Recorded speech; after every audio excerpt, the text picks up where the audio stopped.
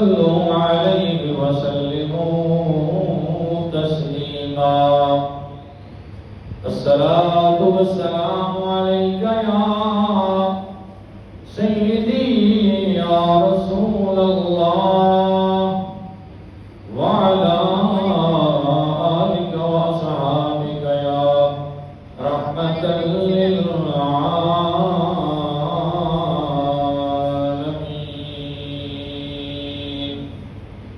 بندہ پروردگار امت احمد نبی دوست دارے چار یارم تابع اولاد علی مذہب حنفیہ دارم ملت حضرت خلیل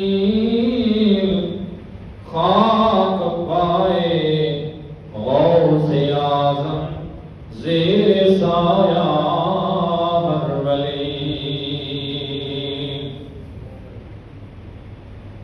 دوسرا کے بعد میرے نہایت ہی واجب الاحترام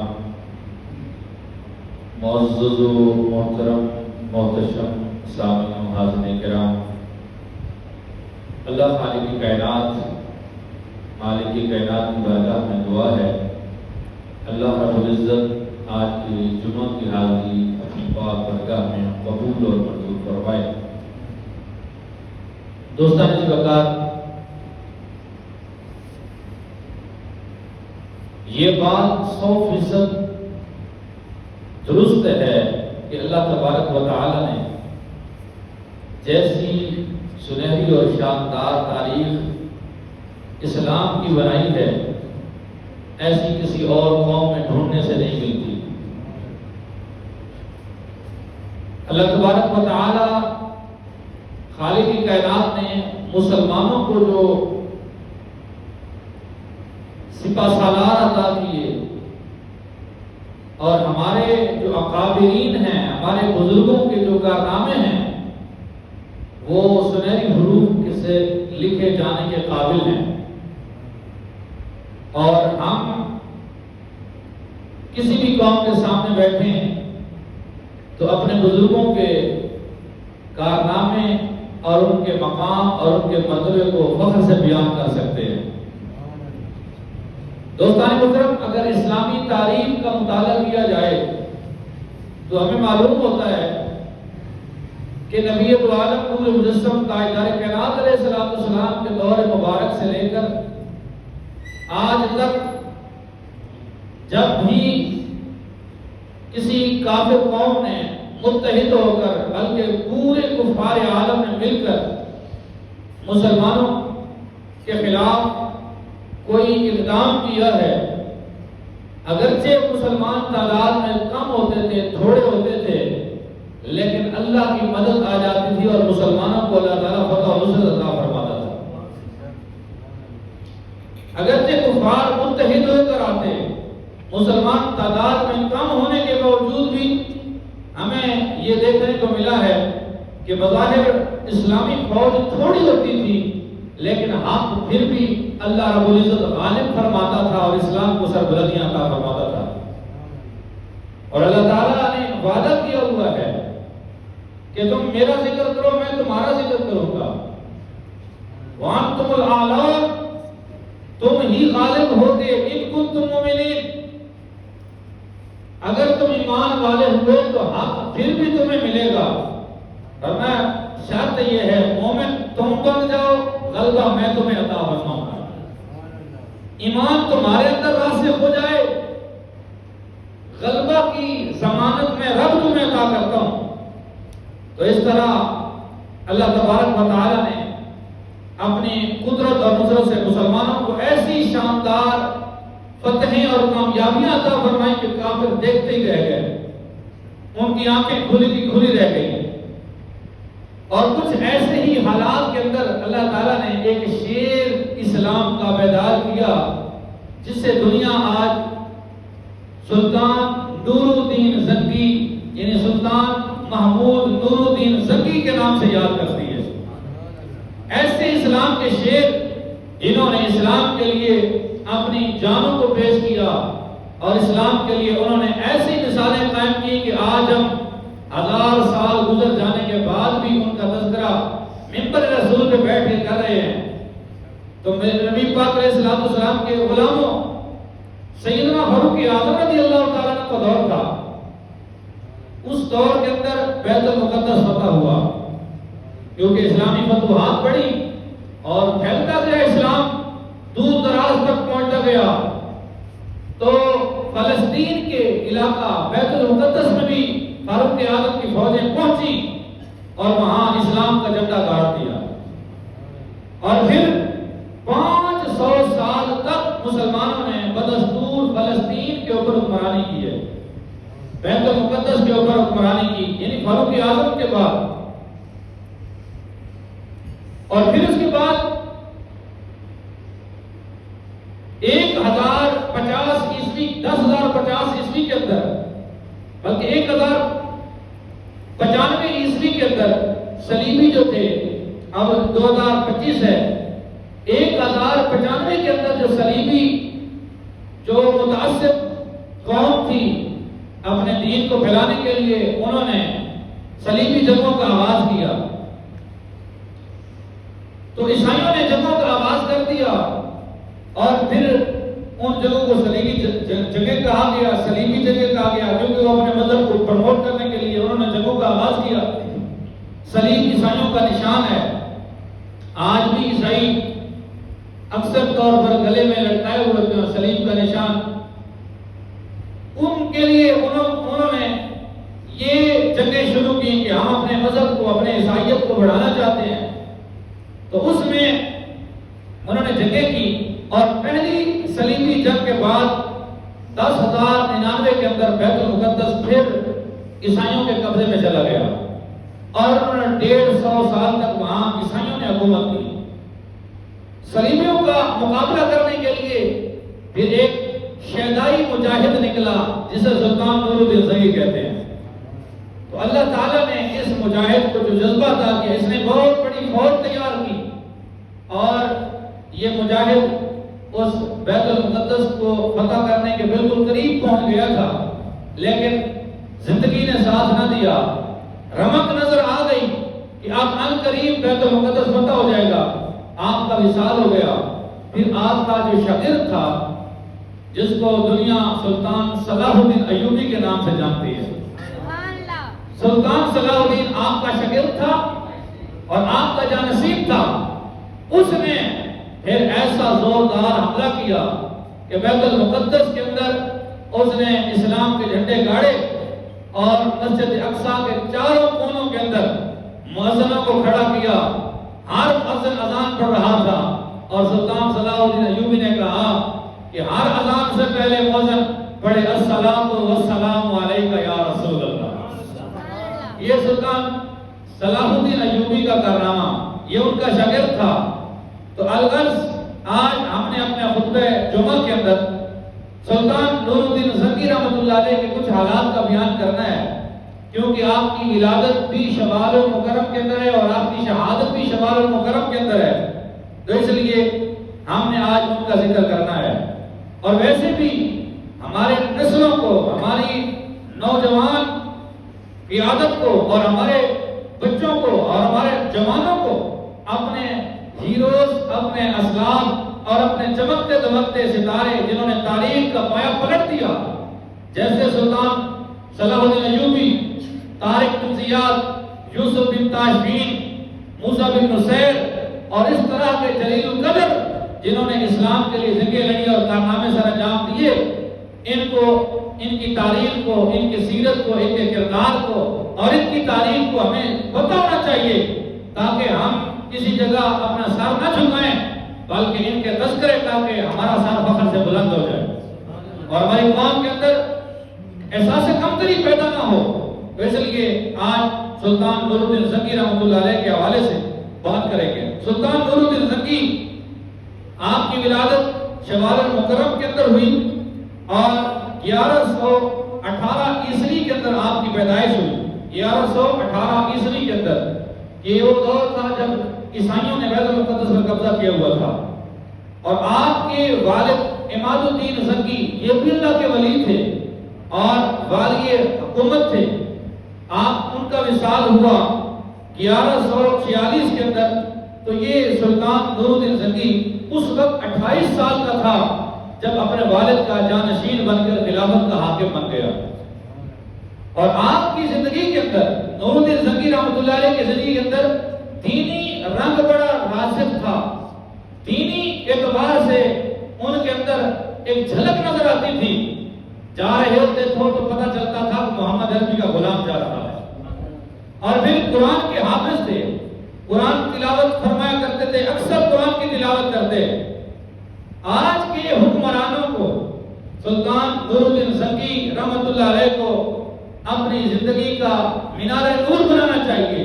کیوں؟ اس لیے کہ وہ دینی کتابوں کا مطالعہ کرتے, فقہ حنفی کے جید عالم تھے اور نماز کی پابندی پنجگانہ نماز کی باجماعت سے کیا کرتے تھے. دن کو روزہ رکھتے تھے اور رات کو کھڑے ہو کر نفل کا قیام کیا کرتے تھے. ایسے بادشاہ میں چاہیے جن کی سیرت سے, جن کی سیر سے, جن سے فکر و افکار سے اسلام کا نور بلند ہوا. سلطان نور الدین زنگی رحمۃ اللہ علیہ آپ اہتمام کے ساتھ سنت کی پابندی کیا کرتے تھے اور بھلائیوں کے کاموں میں پیش رہا کرتے تھے اور کبھی بھی اپنے منہ سے فحش بات نہیں نکالی. نہ مذاق میں نہ سنجیدگی میں اپنے دشمنوں کو بھی فحش گالی کبھی نہیں دی. یعنی منہ سے جب بھی ان کے زبان سے جو بھی الفاظ نکلتے وہ اسلام کے لیے ہوتے, وہ قرآن و سنت کے مطابق ہوتے. اور آپ نہایت بہادر, تیر انداز, ماہر اور اس کے ساتھ پکے نشانہ باز تھے اور عمدہ گھوڑ سواری پر آپ کو قابو تھا اور بہت خوشخط تھے. لکھائی بڑی عالی شان تھی آپ کی. اور اسی طریقے سے آپ نے کبھی ریاست سے مال نہیں لیا بلکہ خود کماتے تھے اور جو کماتے تھے وہی اپنے اوپر لگاتے تھے. اور جب جنگ کے موقع پر مال غنیمت مسلمانوں کو ہاتھ آتا تو سلطان نور الدین زنگی کبھی مال غنیمت اپنے لیے نہیں رکھتے تھے بلکہ جو ایک مجاہد کے حصے میں آتا تھا سلطان نور الدین زنگی وہی اپنے لیے رکھتے تھے. اور اس کے ساتھ ساتھ ادب کا مثالی نظام قائم کیا. ہفتے کے اندر آپ 4 دن خود دارالعدل کے اندر یعنی جو جج کی کرسی ہوتی ہے اس کے اوپر آپ خود بیٹھا کرتے تھے اور لوگوں کے مسائل آپ حل کیا کرتے تھے. اور ظالم کے خلاف آپ کی تلوار ہمیشہ ننگی رہتی تھی اور آپ غریبوں اور مسکینوں کا ساتھ دیتے. اسی طرح آپ نے بڑی تعداد کے اندر مساجد بنائی ہیں, خانقاہیں تعمیر کی اور دینی مدارس آپ نے بنائے, ہسپتال اور رفاع عامہ کے ادارے بنائے. اور اس کے ساتھ ساتھ آپ کے اندر جہاد کا جذبہ یہ تھا کہ آپ مجاہدوں کی پہلی صف میں کھڑے ہو کر جہاد کیا کرتے. آج ہمارے حکمران جہاد کے نام سے کرتے ہیں, کہتے ہیں جہاد کا نام بھی نہ لو, لیکن وہ تھے کہ مجاہدوں کی پہلی صف میں تھے. اور آج یہی وجہ ہے کہ آج جب سے امت نے جہاد چھوڑا ہے کشمیر بھی چلا گیا اور فلسطین بھی چلا گیا.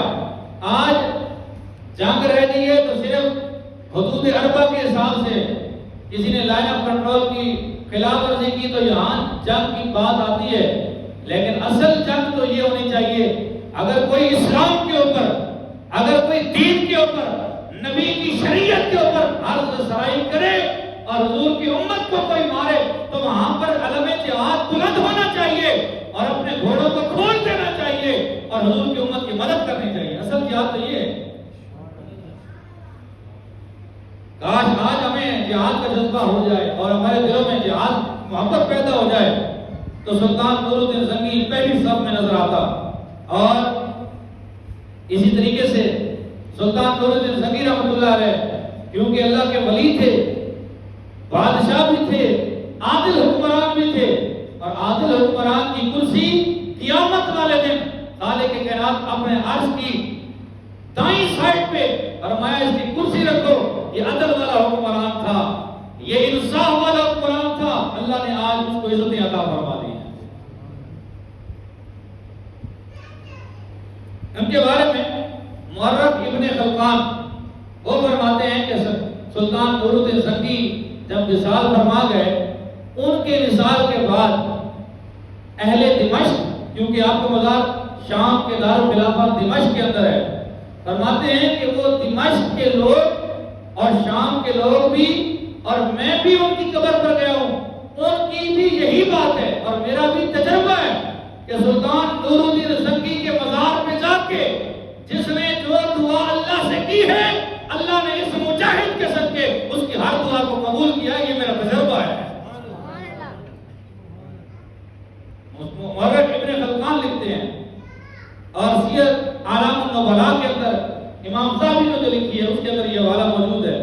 تو اس سے پتہ چلا کہ اللہ تعالیٰ عادل حکمرانوں کو پسند کرتا ہے، جو ان کے مزار پہ آ جائے، جو ان کی قبر پہ آ جائے، اللہ اس کی دعاؤں کو بھی رد نہیں فرماتا۔ یہ اللہ کے اتنے قریب ہوتے ہیں۔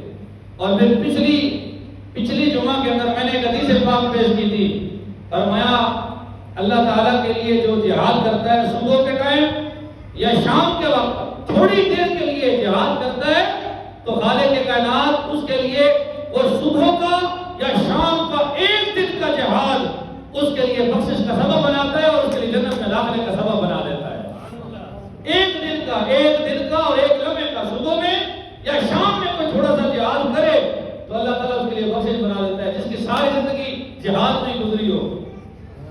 نبی پاک علیہ السلام کے غلاموں سلطان نور الدین زنگی رحمۃ اللہ علیہ، اللہ تبارک و تعالیٰ کے ان شیروں میں سے ایک شیر تھے جو اسلام کے لیے ہم وقت تیار رہتے، نبی کے دین کے لیے ہم وقت تیار رہتے، جہاد کا جذبہ اپنی فوج کے اندر انہوں نے پیدا کیا۔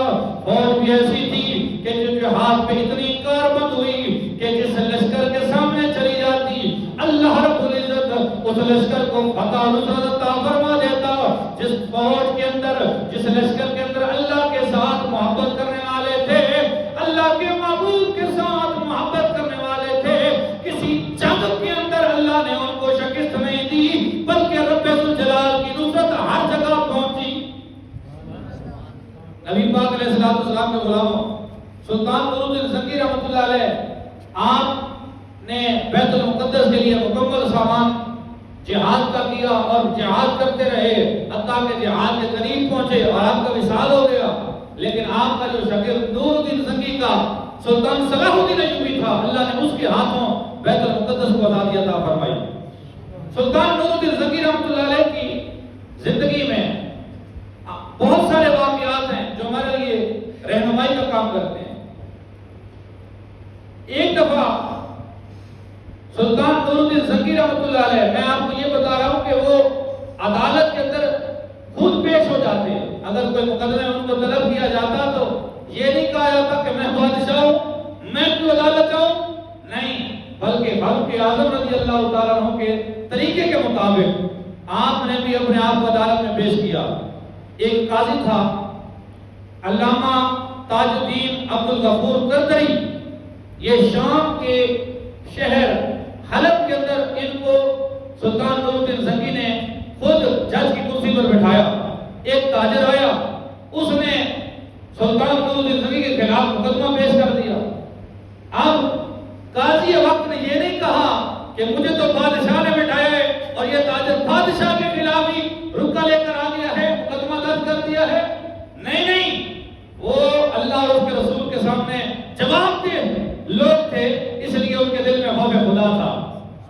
انہوں نے اپنے غلام کو خط دیا اور کہا بادشاہ سلامت، آپ کو عدالت میں طلب کیا جاتا ہے، آپ حق کی وضاحت کے لیے عدالت میں حاضر ہوں۔ سلطان نور الدین زنگی کے پاس جب وہ قاصد پہنچا تو آپ میدان میں کھڑے تھے اور آپ نے خزانچی کو، اس قاصد نے خزانچی کو خط دیا۔ وہ خزانچی خط پڑھنے کے بعد ہنسنے لگ گیا، کہتا ہے واہ تیری یہ جرت کہ تو بادشاہ کو عدالت میں حاضر ہونے کا رکن پیش کرنے کے لیے آیا ہے۔ اتنی دیر میں سلطان نور الدین زنگی نے دیکھ لیا یہ خزانچی قاصد سے ہنس رہا ہے۔ اس نے کہا ہنستے کیوں ہو؟ کہا بادشاہ سلامت، یہ آپ کو کہتا ہے کہ آپ عدالت آئیں، عدالت میں پیش ہوں، قاضی کے سامنے جواب دیں۔ تو آپ نے فرمایا یہ کون سی بات ہے کہ جناب تو اس پہ ہنس رہا ہے، یہ کوئی ہنسنے کی بات ہے؟ جب میں نے اللہ کا نام مان لیا، میں نے خدا کا کلمہ پڑھ لیا، جب رسول اللہ کا کلمہ پڑھ لیا، جب خدا کا قرآن، مصطفیٰ کا فرمان اور شریعت مجھے کہتی ہے کہ جب تمہیں بلایا جائے، پکارا جائے تو آؤ، تو میں کون ہوتا ہوں انکار کرنے والا؟ آپ نے اسی وقت گھوڑا منگایا اور موصل اور حلب کی طرف جہاں قاضی بیٹھا تھا اس پر سفر کے لیے تیار ہو گئے، اور آپ نے جاتے ہوئے اپنے ساری رعایا کو یہ پیغام دیا۔ آپ نے فرمایا السمع والطاعۃ، میں نے بات سنی ہے اور اطاعت کے لیے حاضر بھی ہوں، اور کیوں نہ ہوں؟ اس لیے کہ اللہ کا فرمان ہے، فرمایا انما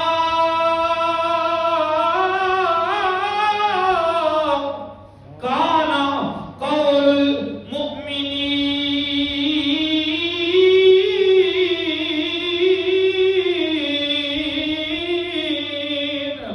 اذا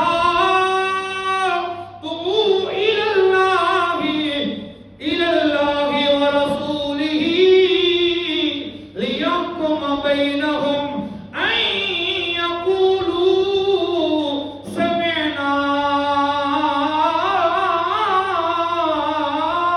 واطعنا۔ آپ نے فرمایا کہ اللہ رب العزت کا فرمان ہے کہ ایمان والوں کو جب بھی بلایا جائے اللہ اور اس کے رسول کی طرف سے کہ ان کے درمیان فیصلہ کرنا ہے، تو وہ یہ کہتے ہوئے آ جاتے ہیں سمعنا واطعنا۔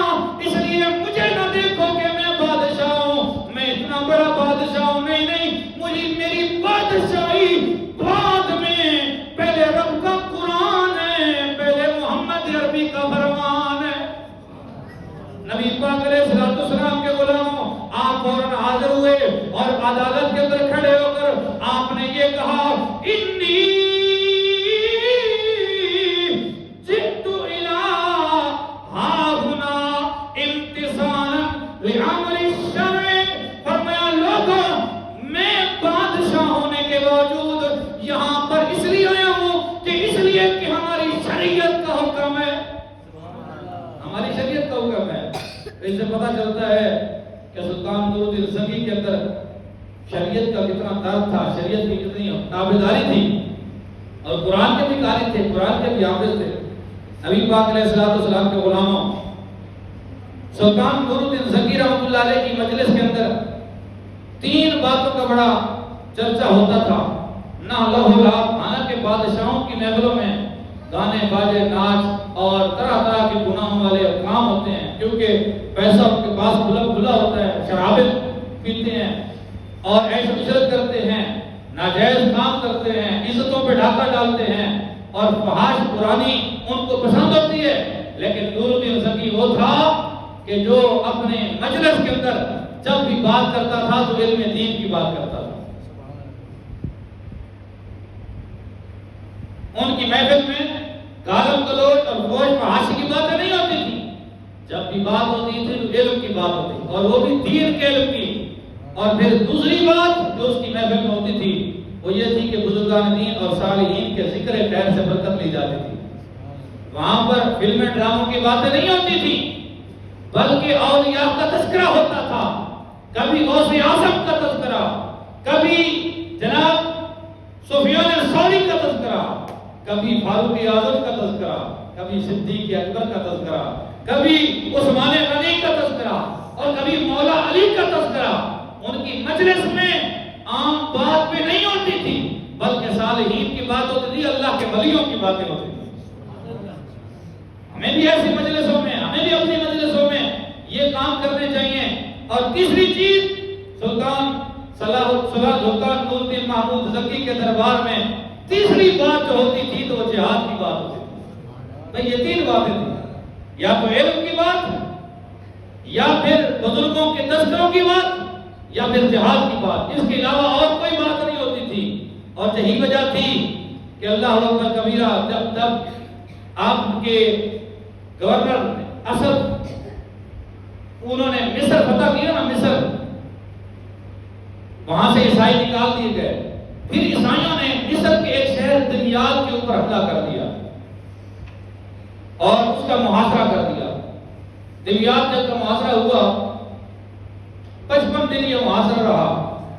سلطان نور الدین زنگی نے اپنی فوجیں وہاں پر بھیج دی اور وہاں پر فوجیں پہنچ گئیں تو کافی دشواری ہوئی کہ ان کی فوجیں زیادہ تھیں، ان کی تعداد زیادہ تھی، لیکن اس کے باوجود سلطان نور الدین زنگی نے ہار نہیں مانی، بلکہ آپ نے مسلسل روزے رکھنے شروع کر دیے۔ 20 دن تک مسلسل آپ روزہ رکھتے اور افطاری کے وقت صرف 1 گھونٹ پانی پیتے، اور پھر آپ رات کو قیام کرتے۔ ان دنوں میں سلطان نور الدین زنگی کی حالت بڑی کمزور ہو گئی، آپ بیمار ہو گئے۔ پریشانی کیا تھی مسلمانوں کے؟ ان کی پریشانی تھی کہ مسلمانوں کو تکلیف ہو رہی ہے، ان کے گرد محاصرہ کر دیا گیا عیسائیوں نے۔ ان دنوں میں ایک رسالہ حدیث کا نور الدین زنگی رحمۃ اللہ علیہ کے سامنے پڑھا گیا، جس میں حدیث تسلسل بالتبسم اس کا بھی ذکر ہوا، اور یہ وہ حدیث ہوتی ہے کہ جس میں رسول اللہ صلی اللہ علیہ وسلم کے مسکرانے کا ذکر ہوتا ہے، تو جو روایت کرنے والا ہوتا ہے وہ کہتا ہے کہ رسول اللہ مسکرائے تھے، آپ بھی مسکرائے۔ یہ حدیث جب پیش کی گئی تو اسی جمعیات کے محاصرہ کے دوران سلطان نور الدین زنگی آپ کو بھی وہ روایت کرنے والا کہتا ہے کہ آپ بھی مسکرا پڑیں، کیونکہ حدیث تسلسل بالتبسم پڑھی گئی ہے۔ تو سلطان نور الدین زنگی نے کیا جواب دیا؟ آپ نے فرمایا انی لاستحیی من اللہ ان یرانی متبسما۔ فرمایا سلطان نور الدین زنگی کو حیا آتی ہے کہ وہ اللہ رب العزت اس کو مسکراتا ہوا دیکھے، اس کو ہنستا ہوا دیکھے، اس حال میں کہ والمسلمون تحاصرهم الفرنج بصغر دمیاط، کہ مسلمان اس دمیاط کے اندر قید ہو، ان کا محاصرہ کیے ہوا ہو، وہ تنگی میں ہو، وہ مشکل میں ہو، مجھے حیا آتی ہے رب سے کہ میں مسکراؤں، میں ہنسوں۔ فرمایا سلطان نور الدین زنگی اس وقت تک نہیں ہنسے گا جب تک آپ نے مسلمانوں کو قید سے نجات نہ دلوا دے۔ مجھے وہاں سے بولو، فرمایا اس وقت تک نہیں ہنسے گا۔ یہ اس بات کی نشانی ہے کہ سلطان نور الدین زنگی جیسا مجاہد اور ایسا بادشاہ ہی مسلمانوں کا خیر خواہ ہو سکتا ہے۔ وہ مسلمان کیسا خیر خواہ ہے جسے PSL یاد ہے فلسطین یاد نہیں ہے، جسے کرکٹ میچ یاد ہے فلسطین یاد نہیں، جس کو میلے ٹھیلے یاد ہیں، جس کو گانے باجے یاد ہیں، لیکن فلسطین یاد نہیں، وہ کیسا مسلمان ہے؟ مسلمان تو وہ تھے، اگر مسلمان محاصرے میں قید میں ہیں تو پھر بھی وہ کہتے ہیں ہمیں ہنسنا گوارا نہیں ہوتا، ہم ہنسیں یہ ہم سے گوارا نہیں ہوتا۔ اور یہی وجہ تھی کہ اسی محاصرے کے دوران آپ کے ایک رفیق نے امام صاحب کو، جس میں آپ نماز پڑھتے تھے مسجد میں، اسی امام صاحب یحییٰ کو کہا کہ یہ کھاتے پیتے کچھ نہیں ہے، آپ ان کو کہیں کچھ کھایا پیا کریں تاکہ آپ پر کمزوری نہ آئے۔ تو وہ کہتے ہیں ٹھیک ہے، آج صبح جب سلطان نور الدین زنگی جماعت میں آئے گا نا، میں ان کو یہ بات کروں گا۔ اب جب یہ امام حافظ یحییٰ سوئے تو رات میں قسمت جاگی، میرے آقا کا دیدار ہو گیا۔ اسی وجہ سے بولو، نبی پاک علیہ السلام کے غلاموں، یحییٰ کو خواب کے اندر میرے آقا مدینے کے تاجدار والی دو جہان تشریف لائے، دیدار کروایا، دعا کرو اللہ تجھے اور مجھے بھی اپنے آقا کے دیدار سے مشرف فرمائے، اس لیے کہ میرے آقا جس کے خواب میں آتے ہیں وہ کوئی اور نہیں ہوتا بلکہ میرے آقا کی ذات خود بخود آتی ہے، اس لیے کہ میرے حضور نے فرمایا شیطان ہر شکل میں آ سکتا ہے لیکن میری شکل شیطان بھی اختیار نہیں کر سکتا۔ فرمایا من رآنی فی المنام فقد رأى الحق، جس نے مجھے خواب میں دیکھا اس نے مجھے ہی دیکھا، اس لیے کہ شیطان میری شکل اختیار نہیں کر سکتا۔ دعا کرو اللہ میں مصطفیٰ کا دیدار عطا فرمائے۔ یہ یحییٰ سوتا ہے، اس کو دیدار ہوتا ہے، میرے آقا دیدار کرواتے ہیں، فرماتے ہیں یحییٰ سلطان نور الدین زنگی کو اور کچھ نہ کہنا، صبح جب آئے نماز پہ تو اس کو میرا سلام بھی دینا، میری طرف سے خوش خبری بھی دینا۔ فرمایا دنیا سے صلیبی بھاگ گئے، وہ نکل چکے ہیں، سلطان تیری فتح تجھے مبارک ہو۔ نبی پاک کے غلاموں جو صبح فجر کی نماز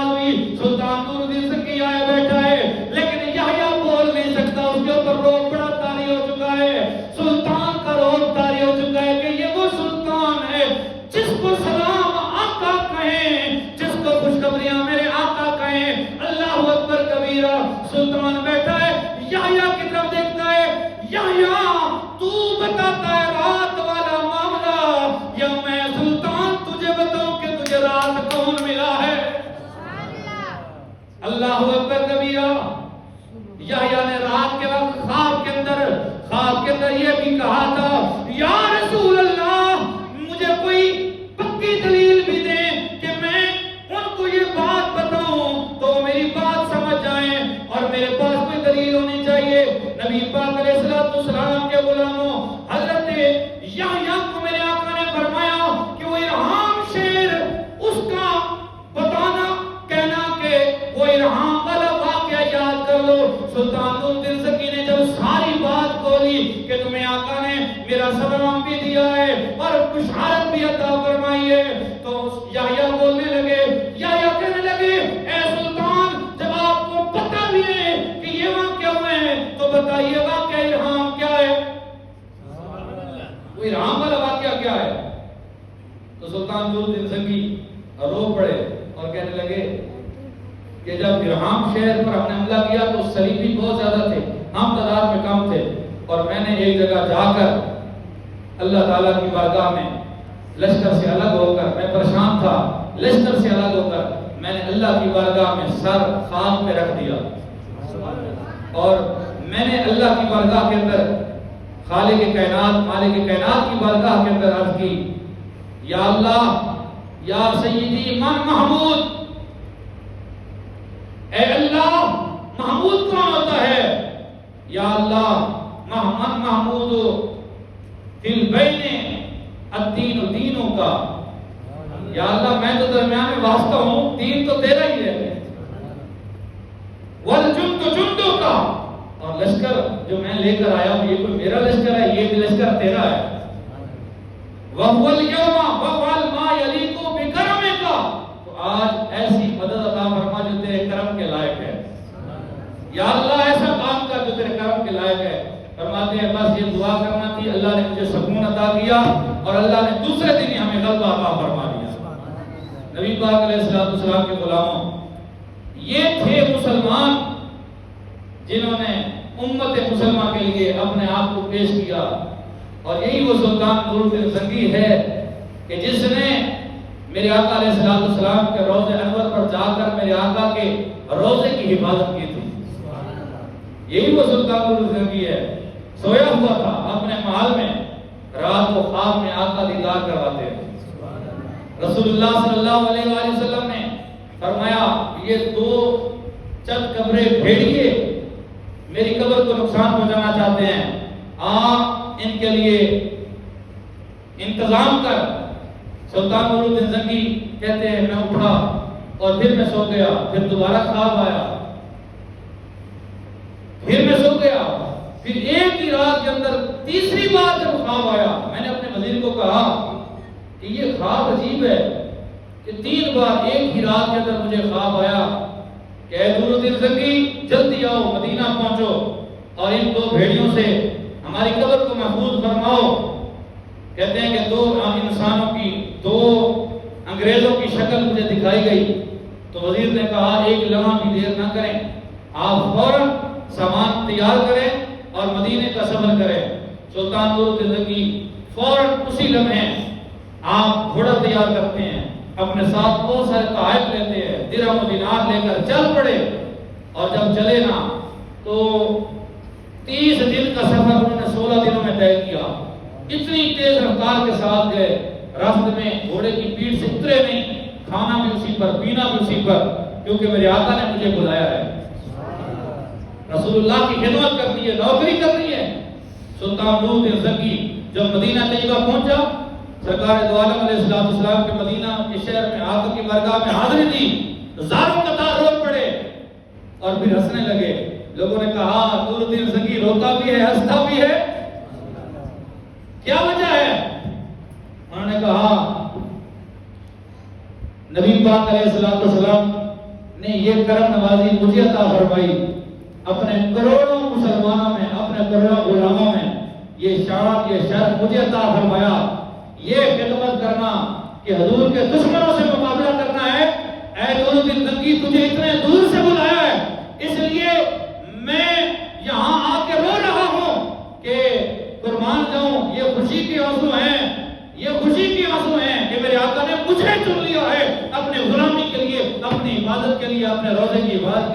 ان غلاموں میں مجھے چنا ہے۔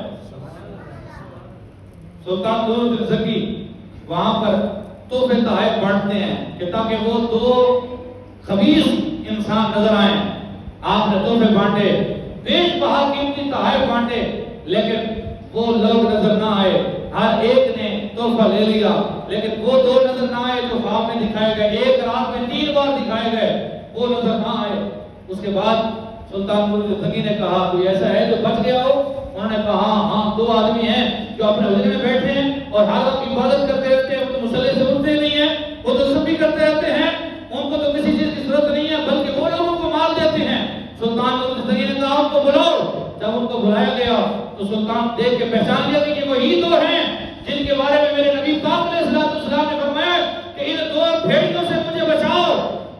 سلطان غصے سے آگ کو گولا ہو گیا اور فرمایا کہ تم کرتے کیا ہو، بتاؤ تمہارا کام کیا کیا ہے یہاں پر؟ انہوں نے کہا ہم تو مسکین لوگ ہیں، ہم تو یہاں دین سیکھنے آئے ہیں، ہم تو یہاں اللہ اللہ کرنے آئے ہیں، مدینہ میں ڈیرہ لگایا ہوا ہے۔ سلطان نے کہا چلو ان کا مقام دیکھو۔ جب مقام پر گئے تو دیکھا مصلے بچھے ہوئے ہیں، بظاہر کوئی چیز نظر نہ آئی، تسبیحاں لٹکی ہوئی ہیں، کوئی چیز نظر نہ آئی۔ سلطان حیران ہوا کہ یہاں تو معاملہ ہی کچھ عجیب ہے، لیکن جب سلطان نے وہ خواب یاد کیا، کہا ہے تو یہی، کوئی راز ضرور ہے۔ تو سلطان نے جب ان کے مصلے اٹھوائے، نیچے پتھر تھے، جب پتھروں کو اٹھایا گیا تو نیچے سرنگ تھی، اور وہ سرنگ جا رہی تھی روضہ انور کے پاس، روضہ انور کی طرف جا رہی تھی۔ سلطان نے کہا بتاؤ تم کیا کرنا چاہتے تھے؟ ان ظالموں کو اب کوئی ایسا سوال ہی نہ رہ گیا تھا جو چھپاتے، ایسی بات ہی نہیں تھی وہ خاموش ہو جاتے۔ سلطان نے کہا بتاؤ کیا کرنا چاہتے تھے؟ انہوں نے کہا ہمارا ارادہ یہ تھا کہ ہم روضہ انور صلی اللہ علیہ وسلم سے حضور اکرم صلی اللہ علیہ وسلم کی جسد اطہار کو نکالیں اور کہیں اور لے جائیں۔ سلطان نے یہ بات سنی تو سلطان غصے سے آگ بگولا ہو گیا، کہا ظالموں تمہاری یہ جرأت کہ ہمارے آقا کے ساتھ یہ گستاخی کرتے؟ تو سلطان نور الدین زنگی نے ان کو سخت سزا دی اور پورا زمانہ دیکھ رہا تھا۔ سلطان نور الدین زنگی نے ان کو ایک ہاتھی کے ساتھ باندھا، دوسرے کام میں دوسرے ہاتھی کی رسی ڈالی اور ان کو مخالف سمت بھگایا، اور پھر اس کے بعد ان کو جسموں کو چیر کے رکھ دیا اور پھر ان کو جلا کے راکھ کر دیا۔ فرمایا جو ہمارے نبی کی طرف میری آنکھ بھی دیکھے اس کا یہی انجام ہے۔ سلطان نور الدین زنگی نے پھر روضہ انور صلی اللہ علیہ وآلہ وسلم کے سامنے آس پاس جو گلائی تھی اس کے اندر آپ نے کھدوائی کرائی، اور کھدائی اتنی تھی کہ جو زمین کی تہ تک گئی، اور آج تک وہ سلطان نور الدین زنگی رحمۃ اللہ علیہ کا جو روضہ انور آپ نے بنایا تھا، آج تک زمین کی تہ تک وہ شیشہ پلائی ہوئی دیوار میرے آقا کے روضہ انور کے آپ نے سامنے اور ارد گرد آج بھی موجود ہے، اور روضہ انور اندر سے بالکل بند کر دیا گیا۔ یہ سلطان نور الدین زنگی تھا جس نے میرے آقا کے دین کی خدمت کی ہے، تو میرے آقا نے اپنی غلامی کے لیے اسے چن لیا تھا۔ تو دوستان محترم، وقت پورا ہو چکا ہے۔ بات یہ ہے کہ آج ہمیں اپنے اسلاف کو یاد رکھنے کی ضرورت ہے۔ جو قوم اپنے حسنوں کو بھول جاتی ہے، جو قوم اپنے ہیروز کو بھول جاتی ہے، اپنی امت کے وہ اکابرین کو بھول جاتی ہے، وہ کبھی مستحکم نہیں رہ سکتی۔ اپنے بزرگوں کو یاد کرو، سلطان صلاح الدین ایوبی کو یاد رکھو، موسیٰ بن نصیر کو یاد رکھو، یوسف بن تاشفین کو یاد رکھو، طارق بن زیاد کو یاد رکھو، جنہوں نے کشتیاں جلا دی، اسلام کا جھنڈا بلند کر دیا۔ آج فلسطین میں ایسے ہی لوگوں کی ضرورت ہے۔ سلطان صلاح الدین ایوبی کے وارث کی پھر ضرورت ہے۔ آج یہ جہاد کیا کریں گے، یہ فلسطین کی مدد کیا کریں گے جو بائیکاٹ تک نہ کر سکے، جو پی ایس ایل کا بائیکاٹ نہ کر سکے، یہ کیسی مدد کریں گے؟ اس لیے نبی پاک علیہ السلام کے غلاموں، آج ضرورت ہے کہ ہم فلسطین کے لیے اسرائیلی چیزوں کا بھی بائیکاٹ کریں۔ اور 1 مئی کو سعد حسین رضوی صاحب نے اعلان کیا ہے کہ فیض آباد سے امریکی سفارت خانے تک امت مسلمہ کی بیداری کے لیے ایک مارچ بھی نکالا جا رہا ہے، اور اس میں امت متفق ہے، اور حماس جو فلسطین کی جہادی تنظیم ہے اس نے بھی اعلان کیا ہے کہ اے مسلمان اس کے اندر شامل ہو، تاکہ امریکہ کو یہ آئینہ دکھایا جائے کہ تم ظالم ہو، تم ظالم ہو، ظلم بند کرو، اور مسلمانوں کا خون اتنا سستا نہیں ہے جتنا تم بہا رہے ہو. اب تک 50,000 سے زائد مسلمان شہید ہو گئے لیکن ہمارے مسلمانوں کے کام پر جوں تک نہ رہی. کیا یہی مسلمانیت ہے؟ کیا یہی انداز ہے؟ علامہ اقبال نے کہا فضائے بدل کر پیدا فرشتے تیری نصرت کو اتر سکتے ہیں کتار اندر کتار بھی. اللہ تبارک و تعالی خالق کائنات ہمیں فلسطین کے لیے آواز بلند کرنے کی توفیق عطا فرمائے.